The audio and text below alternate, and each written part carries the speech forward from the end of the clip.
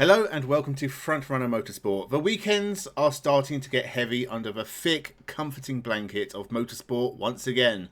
Not that it ever really went away, but with some of the big boys awakening from their winter hibernation in the next few weeks, let's look back at the last weekend when we had some absolute bangers on the card. We have already looked at Formula E from Saudi Arabia, check out that video as well, but we also have the World Rally Championship from Sweden, the first race of NASCAR. That isn't a bloody non-championship waste of everyone's time, the illustrious Daytona 500, and also the final round of the Asian Le Mans Series, and I might touch on the Formula Regional Middle East and Formula Winter just a little at the end.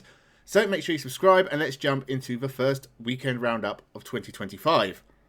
Starting with the World Rally Championship and the second round of 2025 from Sweden. I have to say, after 2 rounds, the driving standards have been very high. Very few crashes, only the odd mistake.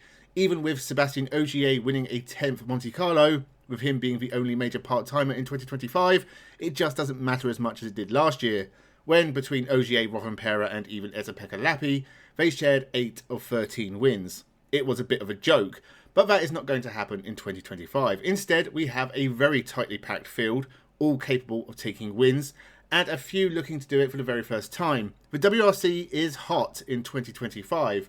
Ironically, that was certainly the case in Sweden. There was a point where it looked like we were going to have a 6-way fight for the lead, up until Adrian Formel made a couple of mistakes that destroyed his rally. First, an issue with his helmet cost him 20 seconds, and then he stuck it in a snowbank. No points from Sweden, but the Frenchman has been massively impressive so far in 2025. Josh McAlean as well has done well, even looking quicker than teammate Gregoire Munster, but he too was taken out by a bank. Sami Pyri is now also a full-time driver, but he has been struggling in the middle of the pack so far, even losing out to Martin Sesks, who returned for just his 4th go in a Rally 1 car, and was again brilliant.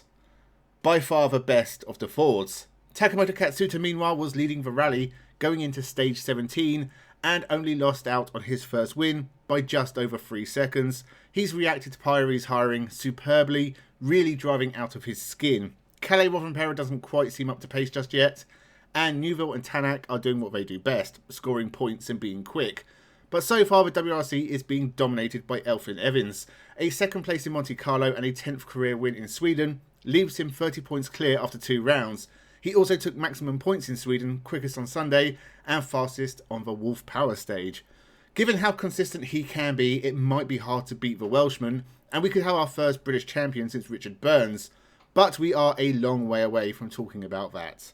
Absolutely brilliant action as always from Sweden. The WRC looks tight as anything, with the majority of Rally 1 cars being closely matched and everyone performing well. The only thing this series needs is a certain Latvian in a full-time drive.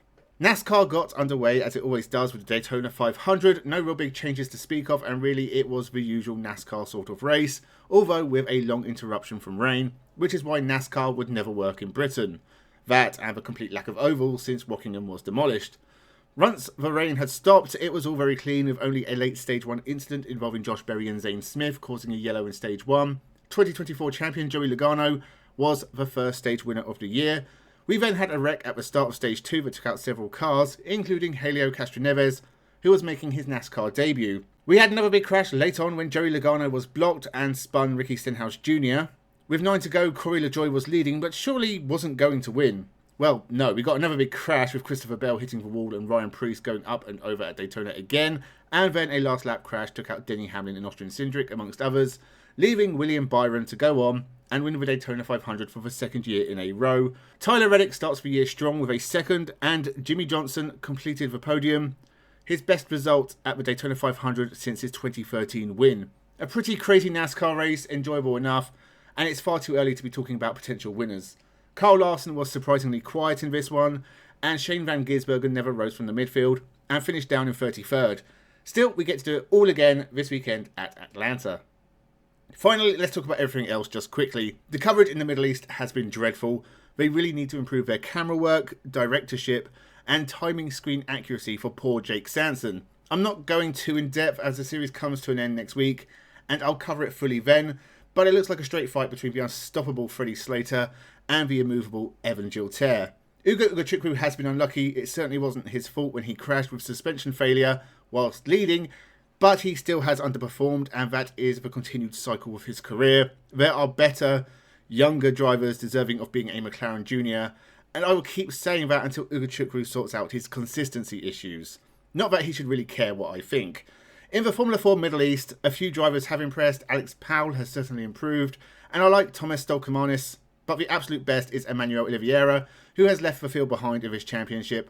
I can see big things in his future, and whilst those series are ongoing, the Asian Le Mans series came to an end, and it is yet more success for Algarve Pro Racing Team in LMP2 with Malte Jakobsen, Michael Jensen and Valerio Rinicella winning the championship, whilst more Danes won the LMP3 category with Theodor Jensen and Jens Renamuller for Breton Racing taking the championship, and Joel Sturm, Klaus Bachler and Antares R winning the GT class for the ever-dominant Manthey Porsche team. Great action from the Asian Le Mans series. I just wish it could have been a bit longer. So that was all the racing from the past weekend. My event of the weekend was for WRC from Sweden, which kept me on tenterhooks throughout. Not only was Katsuta only a few seconds off Evans, but 3rd, 4th and 5th were all within 20 seconds. It really could have gone in any direction. But saying that, everything was pretty good. Next weekend, we really get underway. We have the World Endurance Prologue before the first race, which will be our first look at the Aston Martin Valkyrie in racing trim. V8 Supercars starts the year in Sydney, NASCAR from Atlanta, and the end of the single-seater racing in the Middle East, at least for now. So make sure you subscribe so you don't miss any of the first-class motor racing content on the way. Let me know your thoughts and race of the weekend in the comments below. Thank you very much for watching, and have a good one.